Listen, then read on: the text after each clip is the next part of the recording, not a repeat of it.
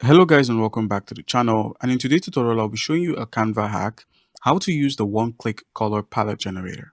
So you're struggling with colors, Canva will fix that in one click. So how can you go about using the color generator palette or the color palette generator? All you need to do is simply find a design that you want to get the colors off of. Let's say it's a unique design of sorts. Just simply click on the design or template, and then once you selected this, just go ahead and click on customize this template. So click on customize this template and it's going to open up in a new tab. Seeing as I already have a tab running with the design I want, all you need to do to extract the colors from here is simply either upload an image of your choice. You can do this by either uploading, you can also upload an image, or you could make use of the existing image you want to collect or you want to take the colors from.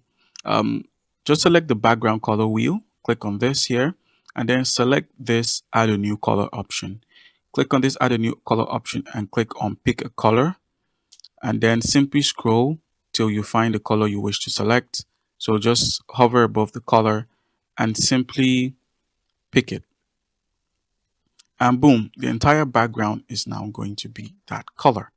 All right, guys, so you can just have this color and, the name would be shown, and you can now apply this color to the rest of your images or backgrounds as the case may be.